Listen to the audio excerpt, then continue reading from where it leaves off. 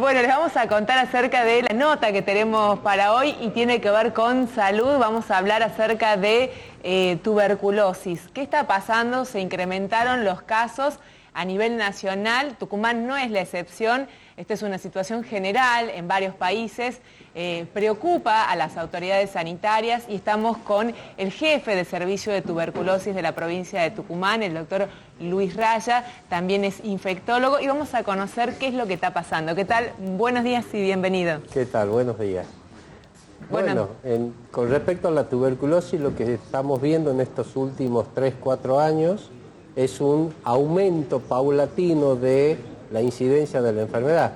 Si bien si tomamos los últimos 10-20 años podemos ver que está en descenso, pero en estos últimos años estamos viendo este pequeño aumento y fundamentalmente como la tuberculosis es una enfermedad asociada a la pobreza, al hacinamiento, a la malnutrición y demás, estamos preocupados por el hecho del aumento de la patología.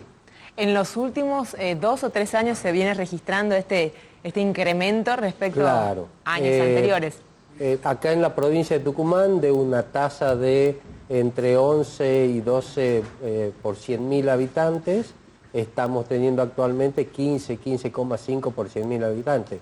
En número esto significa de 210 a 260 casos nuevos por año.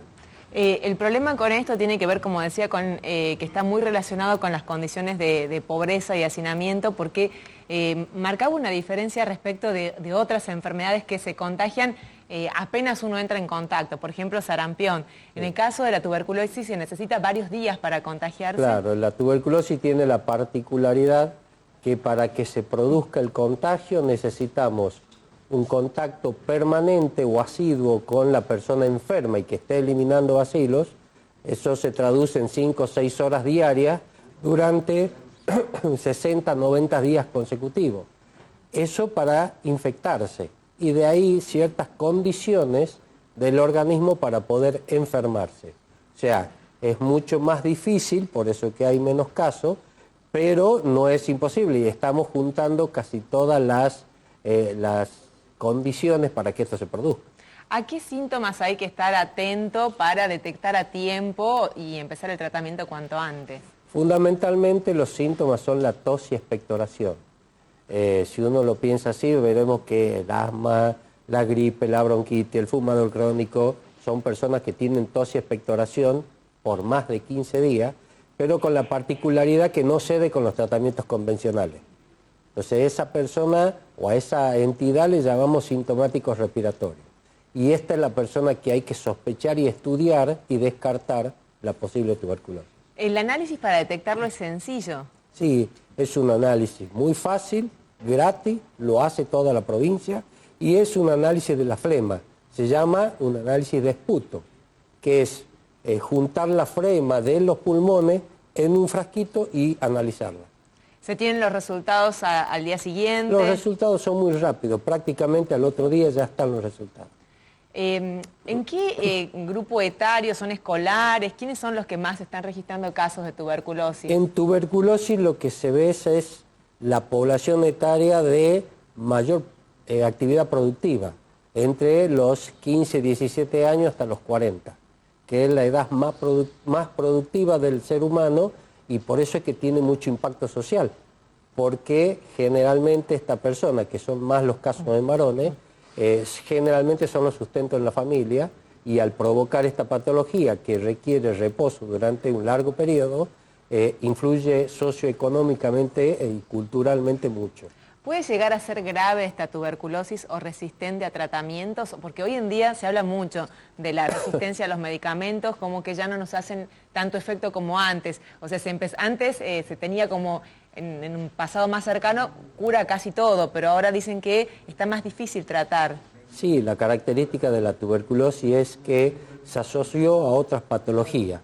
Primero al HIV, entre las dos forman un dúo mortal prácticamente para el ser humano, y a esto se le sumó la aparición de resistencia a los antibióticos que tenemos para el tratamiento de la tuberculosis. Entonces, estas dos condiciones hacen que los casos sean más severos, más complejos y con una tasa de mortalidad mucho más alta.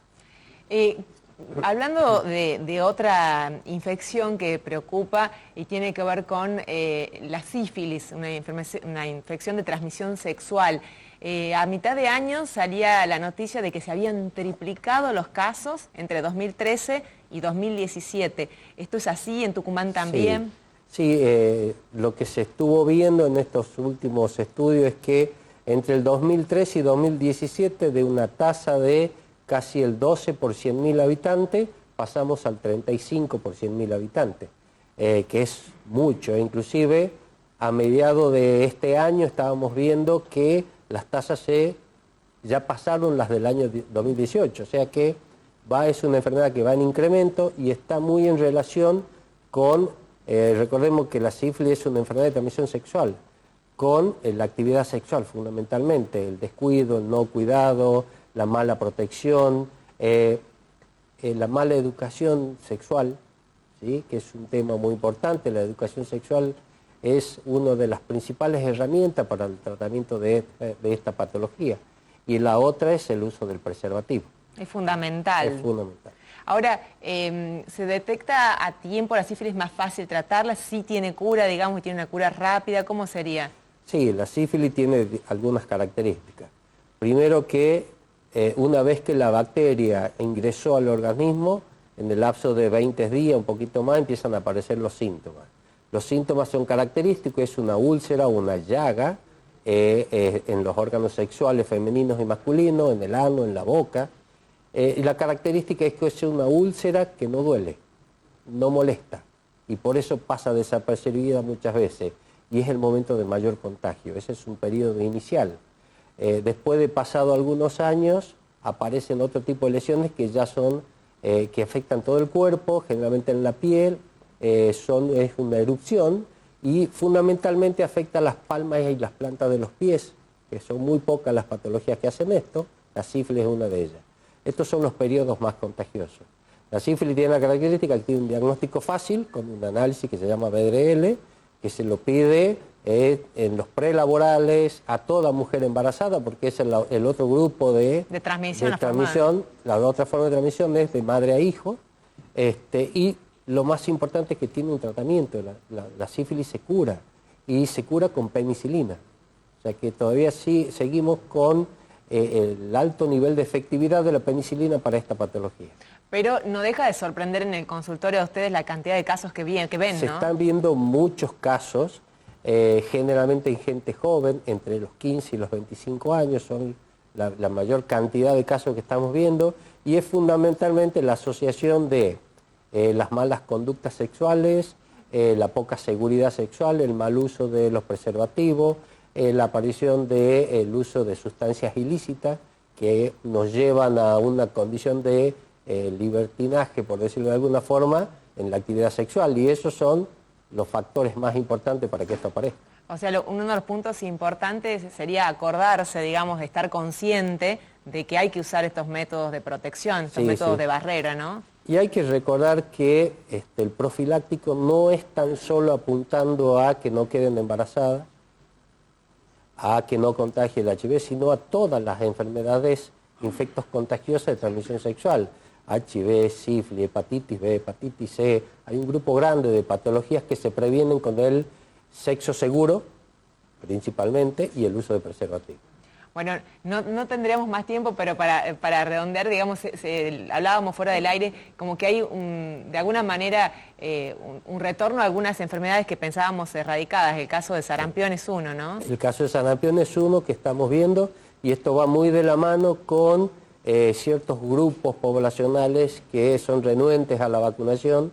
Sabemos que la vacuna contra el sarampión es el método más efectivo para prevenir esta patología, una patología que casi la teníamos erradicada en nuestro país, y a raíz de estas situaciones vemos la aparición de algunos casos. O sea, estaba eliminada y está eliminada, pero tenemos brotes. Está controlada, claro.